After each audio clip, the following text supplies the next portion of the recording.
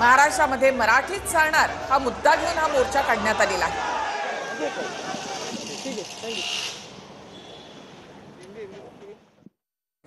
मराठी एकीकरण समितीचे कार्यकर्ते यामध्ये सहभागी झालेले आहेत।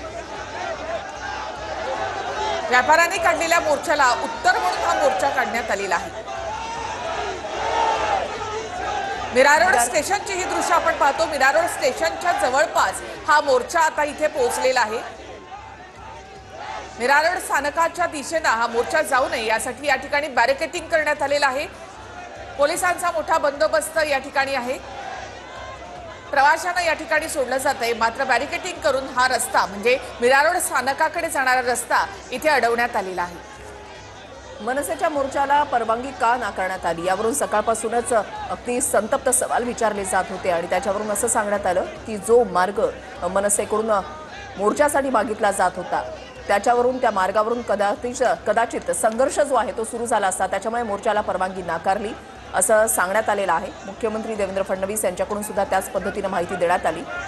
मात्र तरी सुद्धा मनसे जी आहे ती आपला मोर्चा मीरा रोड मधूनच आपण काढणार या मुद्द्यावर ठाम होती, कारण पोलिसांनी जो मार्ग सांगितलेला होता तो होता घोडबंदरचा।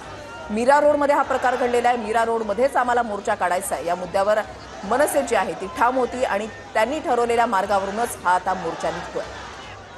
मीरा रोड स्थानकाच्या जवळपास हा मोर्चा पोहोचलेला आहे, मात्र स्थानकापर्यंत जाऊ नयेत यासाठी पोलिसांनी बॅरिकेडिंग केलेला आहे आणि तो मोर्चा तिथेच अडवला जाईल। पोलिसांचा मोठा बंदोबस्त मीरा रोड स्थानकाच्या परिसरामध्ये आपल्याला या ठिकाणी पाहायला मिळतोय। एका बाजूला पार्किंग, दुसऱ्या बाजूला इथे ऑटो स्टँड आहेत, मात्र तिथे बॅरिकेडिंग करून पोलिसांनी हा संपूर्ण रस्ता अडवलेला आहे। तर मनसे कार्यकर्त्यांना या मीरा रोड स्थानकाच्या आधीच्या रस्त्यावरच थांबवण्यात आलेला आहे।